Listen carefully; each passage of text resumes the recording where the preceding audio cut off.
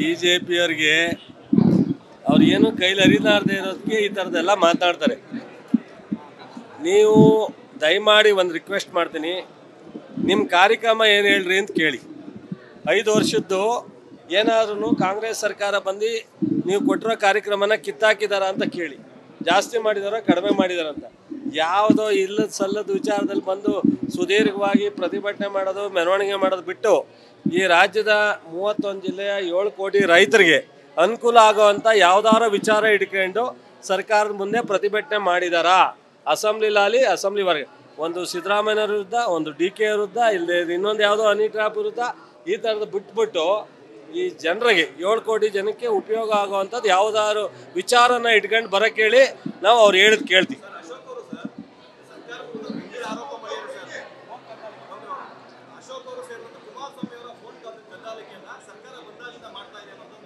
ಯಾವ್ದಾರ ಪ್ರೂವ್ ಆದರೆ ನಾವು ಕೂತ್ರಾಳಿ. ಸುಮ್ಮನೆ ಒಂದು ಗಾಳಿ ಗುಂಡು ಹೊಡೆಯೋದು ಏನೂ ಪ್ರಯೋಜನ ಇಲ್ಲ. ಫೋನಿನ ಕದ್ದಾಲಿಕೆ ಏನಾದರೂ ಮಾಡಿದರೆ ಅದು ಜನತಾದಳ ಮತ್ತು BJPಗೆ ಆ ಒಂದು ಸಲ್ಲಬೇಕಾದದ್ದು ಕೀರ್ತಿ. ನಮ್ಮ ಸರ್ಕಾರದಲ್ಲಿ ಏನಾದ್ರು ಮಾಡಿದರೆ ಅದನ್ನು ಪ್ರೂವ್ ಮಾಡಲಿ, ತೋರಿಸ್ಲಿ, ಅದನ್ನು ಖಂಡಿತ ಅದಕ್ಕೆ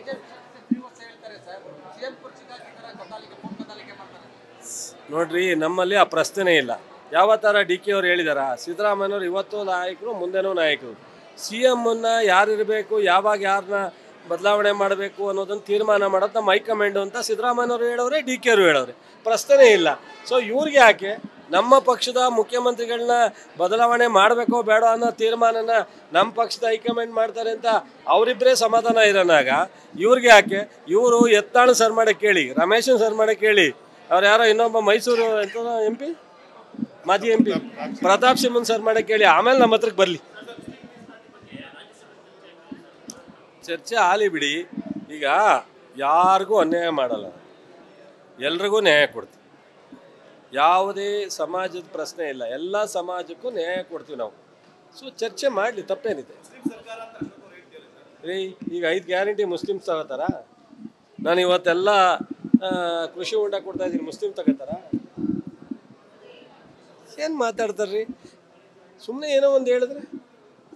ಈಗ ನಾವು ಸಬ್ಸಿಡಿ ಕೊಡ್ತೀವಿ, ಸಹಾಯಧನ ಕೊಡ್ತೀವಿ, 10 kg ಅಕ್ಕಿ ಕೊಡ್ತೀವಿ, ಮುಸ್ಲಿಮ್ಸ್ 5 ಲಕ್ಷ ಬಡ್ಡಿ ರಹಿತ ಕೊಡ್ತೀವಿ. 99% ಸೊಸೈಟಿಗಳಲ್ಲಿ ಬಡ್ಡಿ ರಹಿತ ಸಾಲ ತಗೊಳ್ಳೋರು ಯಾರು? ಅಶೋಕ್ ಕೇಳಿ. ಸಂವಿಧಾನ ಬದಲಾವಣೆ ಮಾಡ್ತೀವಿ ಅಂತ ಹೋರಾಟಿದವರು BJPಯವರು. ಅಲ್ಲಪ್ಪ, ಸಂವಿಧಾನದ ವಿಚಾರನ ಕೆಣಕಿರೋರು, ಮಾತನಾಡಿರೋರು BJPಯ ನಾಯಕರು. ನೋಡ್ರಿ, ಮೊನ್ನೆ ಮುಸ್ಲಿಂ ಬಗ್ಗೆ ವಿರೋಧ ಮಾಡ್ತಿದ್ದಂಥ ಜನತಾದಳ ಈಗ ನಿನ್ನೆ 4% ನಾವು BJP ಜೊತೆ ನಿಲ್ಲಲ್ಲ ಅಂತ. ಮೊನ್ನೆ ಶಾಸಕಾಂಗ ಸಭೆಯಿಂದ ಮೆರವಣಿಗೆ ಬಂದಾಗ ನಾವು ಅದಕ್ಕೆ ಜೊತೆಲಿ ಬರಲ್ಲ ಅಂದರು.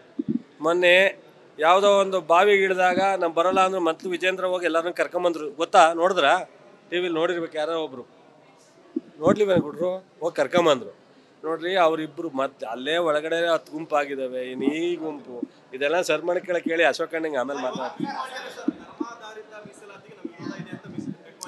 ನಮಗೆ ಈಗ SC ST ಆಗಿ ಮೀಸಲಾತಿ ಕೊಟ್ಟದಂಗೆ, ಬ್ಯಾಕ್ವರ್ಡ್ ಮೀಸಲಾತಿ ಕೊಟ್ಟದಂಗೆ, 3A ಕೊಟ್ಟದಂಗೆ, 2B ಕೊಟ್ಟದಂಗೆ, ಅದು ಧರ್ಮ ಆಧಾರಿತನೇ ಆಯ್ತದಲ್ಲ, ಜಾತಿ ಆಧಾರಿತ. ಈಗ ಲಿಂಗಾಯತರಿಗೆ ಮೀಸಲಾತಿ ಇದೆ, ಒಕ್ಕಲಿಗರಿಗೆ ಮೀಸಲಾತಿ ಇದೆ, ಬ್ಯಾಕ್ವರ್ಡ್ಗೆ ಇದೆ, SC STಗಿದೆ, ಎಲ್ಲಕ್ಕೂ ಇದೆಯಲ್ಲ. ಅದನ್ನು ಒಂದು ನಿಮಿಷ ಕೇಳಿ. ಇದನ್ನೆಲ್ಲ ಹೊಡೆದಾಕುವಂಥ ಅಧಿಕಾರ ಕೇಂದ್ರ ಸರ್ಕಾರಕ್ಕಿದೆಯಲ್ಲ, ಎಲ್ಲನೂ ಹೊಡೆದಾಕಿ ಕೇಳಿ. ಅವರು ಮಾಡಕ್ಕೆ ಹೇಳಿ. ಓಟ್ಗೋಸ್ಕರ ಇದು ಮಾತಾಡ್ತಾರಲ್ಲ. 2 ಅವಧಿ ಆಯ್ತಲ್ಲ ಮೋದಿ ಸಾಹೇಬರು, 3ನೇ ಅವಧಿಲಿದ್ದಾರಲ್ಲ. ಕಾನೂನು ಮಾಡಕ್ಕೆ ಹೇಳಿ ನೋಡೋಣ. ಇದೆಲ್ಲ ಬಿಟ್ಟು ಹೊಸ ಕಾನೂನು ತರ ಕೇಳಿ ನೋಡೋಣ. ಏನಾದ್ರು ತಂದವ್ರ ದೇಶಕ್ಕೆ ಉಪಯೋಗ ಆಗುವಂಥ ಹೊಸ ಕಾನೂನ? ಬರೀ ಮಾತನಾಡ್ತಾರೆ ನೆಡ್ರಿ ಸುಮ್ಮನೆ.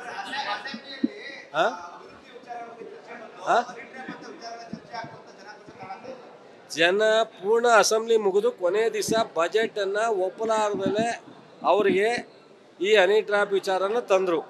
ಕೊನೆಯಲ್ಲಿ ನೀವು ಬರಿತಿದ್ರಿ ನೆಕ್ಸ್ಟ್ ಡೇಗೆ ಯಶಸ್ವಿ ಬಜೆಟ್ ಅಂತ. ಅದನ್ನು ತಪ್ಪಿಸ್ಬೇಕು ಅಂತ ಡೈವರ್ಟ್ ಮಾಡಿದ್ರು ಅಷ್ಟೇ. ಸಂಪೂರ್ಣ ಸದನ ನಡೀತು.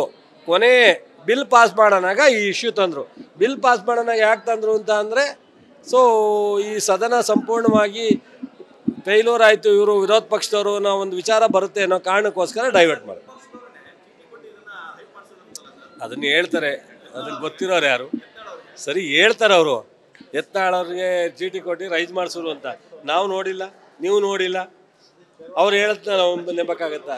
ನಾನು ನೋಡಿಲ್ಲಪ್ಪ, ನಾನು ನೋಡಿಲ್ಲ. ಹೊಟ್ಟೆ ಸಿಗ್ತದೆ.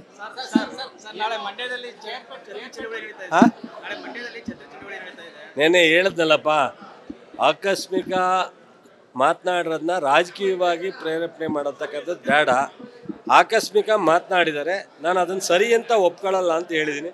ನಾನು ಮಾತಾಡೋದು ತಪ್ಪೆ, ಇನ್ನೊಬ್ಬರು ಮಾತಾಡೋದು ತಪ್ಪೆ. ಆಕಸ್ಮಿಕ ಮಾತನಾಡೋದು ಅದನ್ನ ದೊಡ್ಡ ಪ್ರಮಾಣದಲ್ಲಿ ಮಾತನಾಡೋದು ಬೇಡ. ದಯಮಾಡಿ ಎಲ್ಲರೂ ಕೇಳ್ರಿ.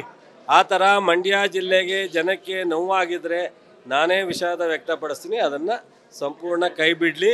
ನಮ್ಮೆಲ್ಲ ರೈತ ಸಂಘಟನೆಗಳಿರ್ಬೋದು, ಯುವಕರಿರ್ಬೋದು, ರೈತರಿರ್ಬೋದು. ಸೊ ಅವರು ಒಬ್ಬರು ಈ ರಾಜ್ಯದ ನಾಯಕರು. ಅವರೇನು ಮಂಡ್ಯ ಜಿಲ್ಲೆನ ಕಡೆಗಣಿಸೋದು, ಮಂಡ್ಯ ಜಿಲ್ಲೆ ಜನರ ಬಗ್ಗೆ ಅಸಭ್ಯವಾಗಿ ನಡ್ಕೊಳ್ಳೋ ಪರಿಸ್ಥಿತಿ ಇಲ್ಲ. ನಮ್ಮನ್ನೆಲ್ಲ ಗೌರವವಾಗಿ ನಡೆಸ್ಕೊತಾರೆ, ಗೌರವವಾಗಿ ಪ್ರೀತಿಸ್ತಾರೆ, ಜಿಲ್ಲೆನೂ ಪ್ರೀತಿಸ್ತಾರೆ.